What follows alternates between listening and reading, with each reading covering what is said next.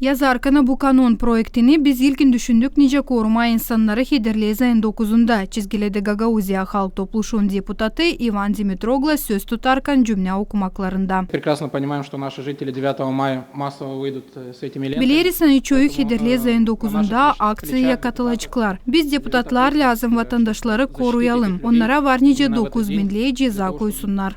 На них не наложили такие огромные штрафы в виде 9000 лей. Депутat Sergey Chimpayesh nişanadani Gagauzya'nın mahsus statusu için kanununda var punkt tangısına göre halk topluluğunun deputatlarında var hak kendi kanunlarını kabul etme. Herlem parlamentta kabul edilmiş kanun karşı durarsa da avtonomiyanın yaşayanların haklarına.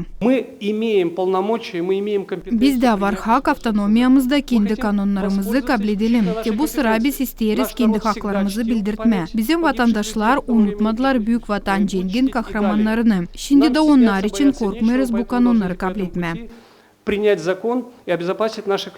Nice koruma Gagauzya'nın yaşayanlarını cezadan kendi bakışına açıkladı her zamanki reglament komisyasının başı Mikhail Железогла. Как мы сможем защитить, если все-таки им придут штрафы на вот эти драконовские... Biz lazım düşünelim nice yaşayanları koruyacağız diye büyük cezalardan. Biz korkmuyoruz politika deklarasyyalarından çıkma ama biz lazım düşünüp de karar kabul edelim. Bizim insanlar bir şeyden korkmuyorlar, o şeritlerle Hederlez ayın 9'unda çıkacaklar.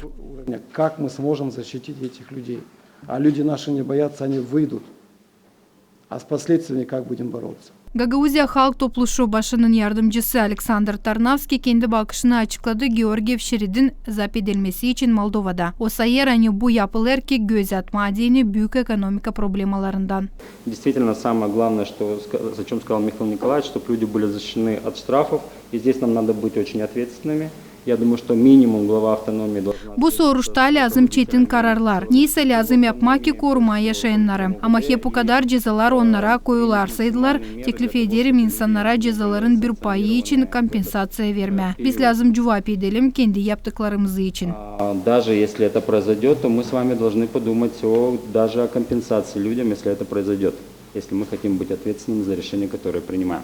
Moldova devletin parlamentin kararlanmış kanununa göre onlar kim satacak, taşıyacak Georgiev şeridini hem cümle yerlerinde kullanacak bukvaları Z hem V cezalanacaklar. Vatandaşlara var nice 4,5 binden 9 bine kadar ceza koysunlar ya da 30-60 saat cümle işleri. Yuridik hem devlet çalışanlarına 9 binden 18 bin liraya kadar ceza koyulacak. Ama bakmayarak buna kanuna göre Georgiev şeridini zap etmeyenler nice ödülün bir payı. Onlar kim korudu vatanımızı hem kabul etti Georgiev şeridinden ödülü var nice onu taşısın. Çiçek ayın 19'unda Moldova'nın prezidenti Maya Sandu imzaladı kanunu hangisi zap eder Georgiev şeridini kullanma. Dokument başladı çalışma Monitorul Official dergisinde tiparlanmasından sonra.